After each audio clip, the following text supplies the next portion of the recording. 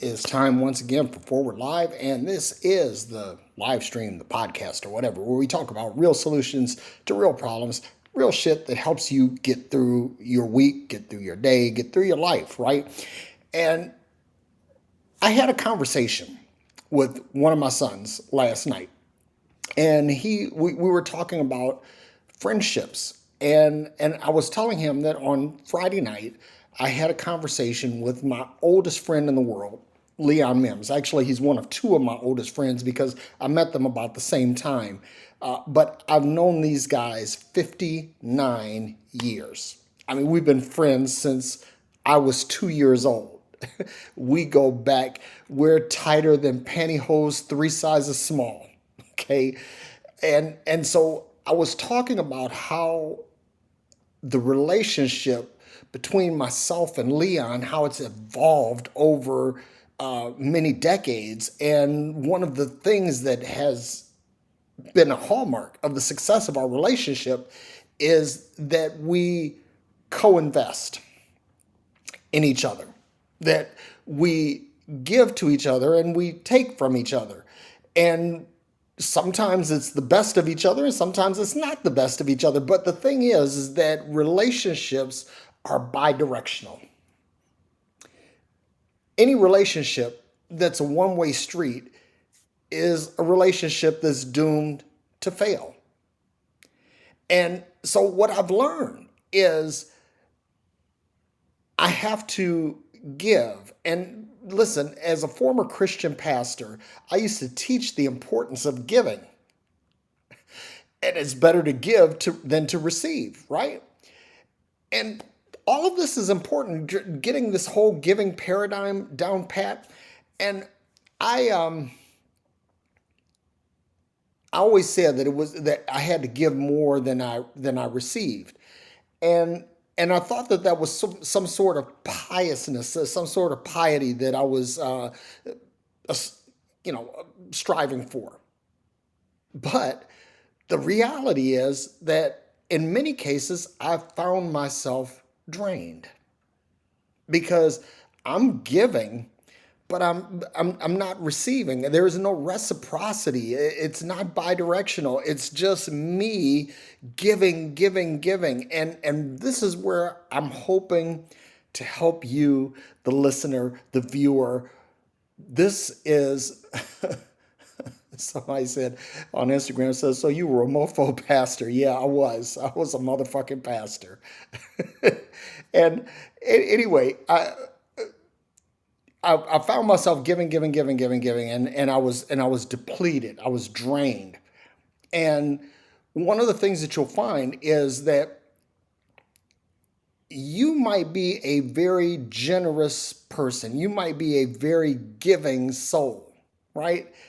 And that is a wonderful thing. Like when you have a heart of generosity, a heart of giving, that's a beautiful thing. And I don't want to discourage that. But at the same time, there are so many people, and I experience this in leadership coaching and all of that. And people say, "Well, I just feel so drained. I feel so depleted," and I say, "Okay, let's have a look at your relationships."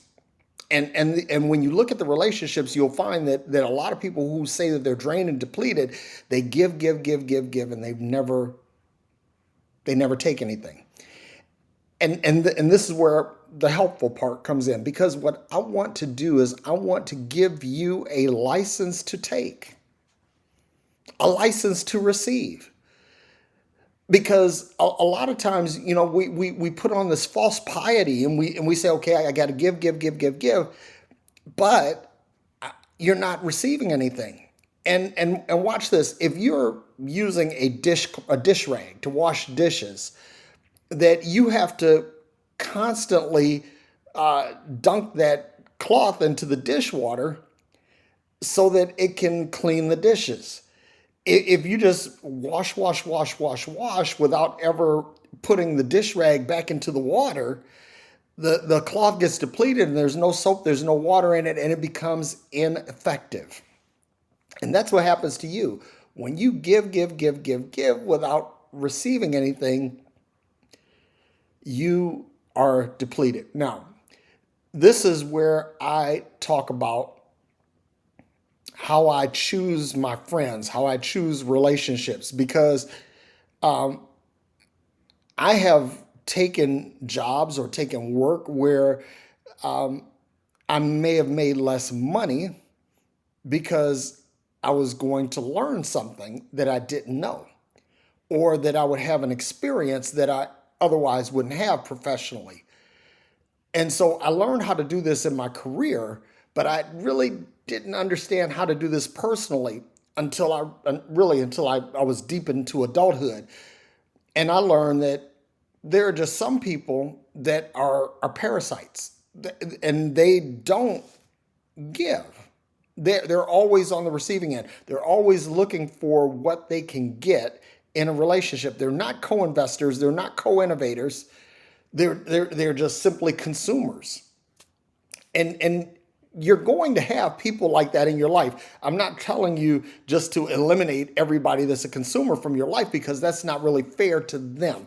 And it's honestly not fair to you. But some of these people, you have to either dismiss them from your life, minimize their impact in your life, or compartmentalize them some way where you're basically in such a way that they're not in a position to impact your life negatively. So giving is important. What does it mean? What does it mean to give? It's like you're giving of yourself. You're giving of your mind, your intellect, your will, your emotions, your talent, your abilities, your physical self. Basically, you always have that neighbor, the one guy or lady that always comes by, and they're always willing to help, like with your yard work or something like that, or they see you washing your car. Hey, I've got this. Have you tried this? And you find those people, and it's wonderful to have those people in your life, and it's also wonderful to be that person. But when you're that person, if you're the giver, you have to remember to measure what you give. It's just like baking a cake. You could use a handful of this or a pinch of that, and sometimes that produces a good result. But if you're going to do something, say commercially, where you're going to sell a product, you can't do that. You have to have precise recipes and formula, because your profit and loss really depends on that. So you have to learn to measure what it is that you're giving. You have to learn to mete out what it is that you are sharing with the world of yourself. And this is really important because, again, in a business sense, this impacts your bottom line. This impacts your P&L, your profit and loss, right? But in the personal space, it impacts your own personal P&L, because something in your life may not be profitable. And if it's not profitable, it's causing a loss. And if it's causing a loss, it's taking away from you. It's negatively impacting your life. And you don't want to do that. So when you're giving, it's good to be generous, but always take stock of yourself. Take inventory of what's in you. Self-awareness is key. I can't say this enough. Most people aren't really self-aware. They have no clue about what's going on within themselves. Very few people, and I'm gonna put this out here. Very few people actually take self-inventory. But one of the things that you'll find is that virtually everyone who is successful, virtually everyone who has created something or a product or a service that positively benefits people, that these people have a keen sense of self-inventory. They know what's in them and they know what's not in them. Because watch this. Sometimes if you're a consistent giver, you may give something that's not in your inventory. And that is a problem because if you think about that, right, we just coming out of the pandemic, we experienced a supply chain hitch where, for example, there were not enough computer chips to go into new cars. And so new cars were sitting waiting for these parts to be installed because the car is the promise of some things, and the absence of the chip was the fact that we didn't have it. So the promise was unfulfilled. And so these cars were just sitting there awaiting an assignment of a part. And that's what will happen to you. If you give what you don't have, basically you're extending credit to someone with no backing. Basically, you're giving, it's not even an unsecured loan, folks. It's like an unsecured, I mean, there's nothing behind it. And you're giving what you don't have. So what that does is that places you in an emotional, physical, mental, intellectual deficit. And again, that will cause you to feel drained, depleted, that you're lacking. And you, let me say this, for everyone that's listening, you deserve to feel complete. You deserve it. Even people that I don't like, you deserve it. You deserve to be complete. And watch this, right? For the people that I don't like, that if you come to a point of completion, your personality may shift. And you might become someone that I like because that's happened. That's actually happened in my life. So that's the giving part. But taking, right? See, there are two kinds of takers, right? Some takers just simply consume. Or they're parasites. They're just constantly taking, right? And they're not giving anything in return. But there are some takers that what they are, let's say, they look at themselves as like a business, and they realize that businesses require investment. And so you have to recognize, see, here's the other thing too. You have to recognize that you're not an island. You're not self-sufficient. You're not self-sustaining. We are all interconnected. We are all interdependent. We all need each other. And because of that, I've learned that I have to, when someone is willing to invest in me, their time, their talent, their ability, their emotion, their will, their intellect, when they're willing to share that with me, they're making an investment in me because they see some return on their investment. They see some benefit in our relationship, and it's incumbent upon me to receive that, to receive it without guilt. Because, see, some people will say, well, I don't deserve this. I'm not taking this because I don't deserve this. And you're doing yourself a grave disservice when you do that, because the reality is that you need investment. You need cooperation. You need input.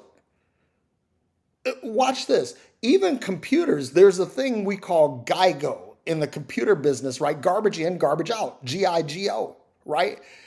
Because computers without input are simply paperweights. If they don't have any input, they can't produce any output. So there has to be something going in order to make something go out.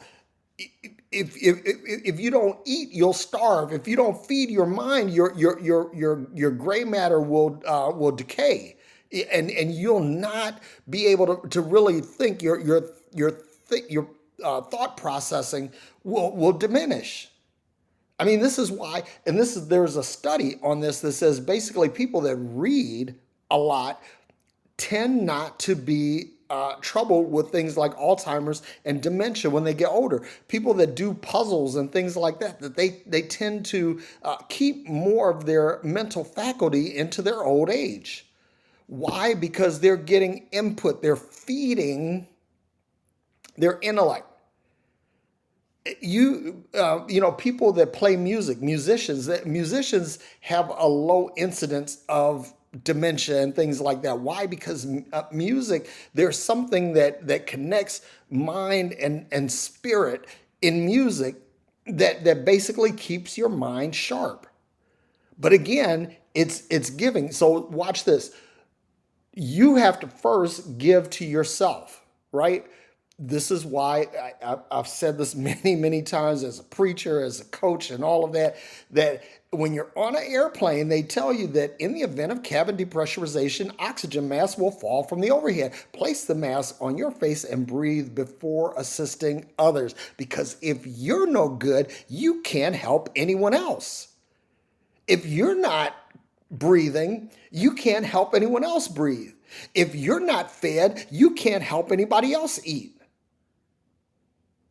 It's funny, like I'll hear people say, well, I'm going to make sure that my kids get fed before I get fed.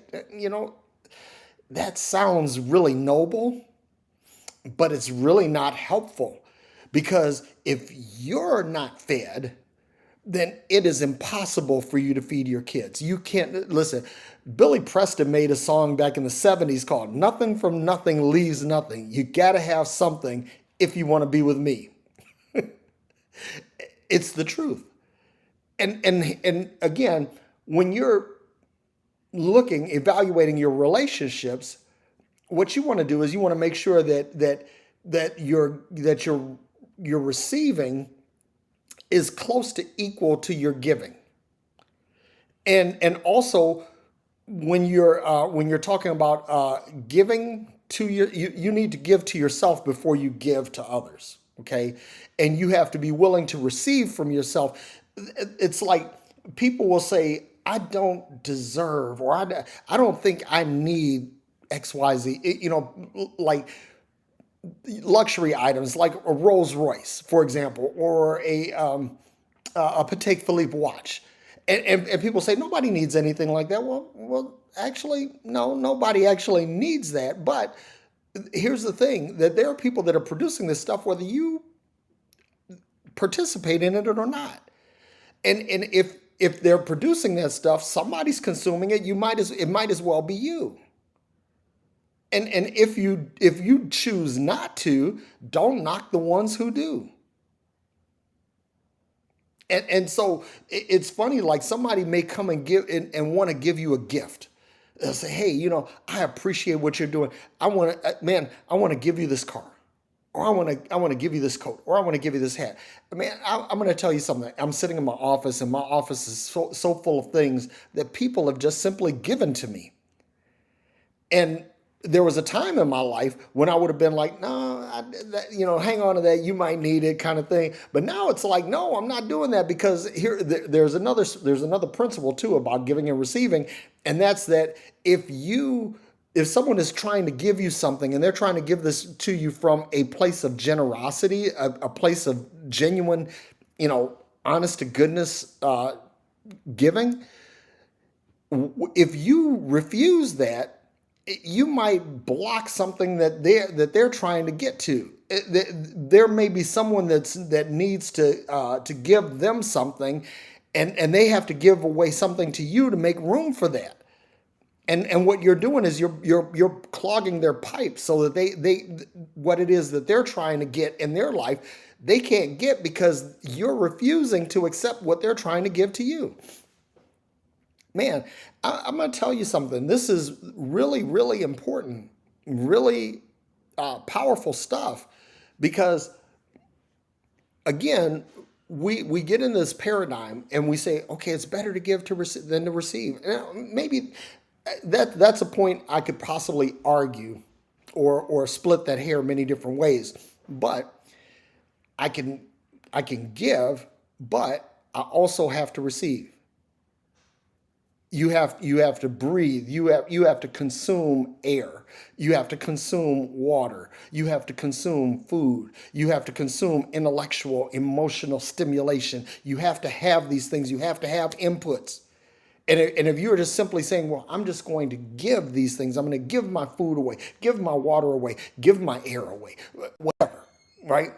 And you're never getting anything in return, eventually you will burn out and you'll experience some form of death. I mean, because there's absolute death where the body stops working, where there's no mental function, no cardiovascular function, no digestive function. That's death. But there are other ways of dying besides physical death, because there are people who are emotionally dead, that are intellectually dead, and again, you by depleting yourself, you can experience those kinds of death. Now, here's the thing, that as long as the body is alive, you have hope. You have hope. Things that are dead in your life can be revived. I don't want to use the word resurrected, but it fits here. Things that are dead in your life, that they can be revived, resurrected. Okay? And part of the way that that happens is someone in your life wants to make an investment in you. So this is what I'll say, and I'll kind of wrap this up. That when I look at my relationships, whether it be friendships, whether it be romantic, or whether it be business or whatever, I'm not only looking for what I can give to the situation, but I'm also looking at what can I receive. What can I get out of this? Because if I'm going in just giving and not receiving, then I'm not putting myself in a posture of growth. I'm basically going to deplete myself into stagnation. And that's not a good place to be. And I've been there. I've been there. And let me say this too, that when I talk about these different things, I'm not talking about anything from a conceptual or an abstract kind of perspective. No, this is real shit. Real things that I've gone through, and what I'm sharing with you are things that help me. Now, watch this. By doing this, I'm giving to you. There is no charge for any of this. This is absolutely free. The game for free, right? But what I do get in return is I get your input. I get your comments. And that helps me to sharpen my thoughts, sharpen my positions, and become better at giving to you. So I'm receiving, and that receiving is part of the reciprocity model that helps me grow. And hopefully I'm doing the same for you. So if you're watching this, please like and subscribe. If you're watching on TikTok, send send gifts, roses, whatever. If you're on Facebook, give stars. Give likes, like and subscribe, and most of all, click subscribe if you're on any of the social platforms. Make sure you're getting the notifications so you know when I'm going live, and that you that you're also engaging, right? I want to hear what you think about giving and taking. I want to hear about how giving and taking is impacting your life. Put that in the chat or hit me up in the inbox, right? And coming up in about 4 minutes, my man Aaron Tomlinson will be going live on Facebook and on YouTube. You don't want to miss that. Aaron is an awesome spiritual metaphysical teacher. He's one of my best friends, and he's my co-host on Phreology Friday, which if you're on Facebook, or if you're not on Facebook, make sure you tune in to Facebook Live or YouTube so that you can catch Phreology Friday live at 7 p.m. Eastern Time every fucking Friday, except when we take days off, which we do occasionally, right? So until the next time, everybody, thank you for attending my TED Talk. And I hope that you have a fantastic week, and make sure that you're opening your heart, your hands, your mind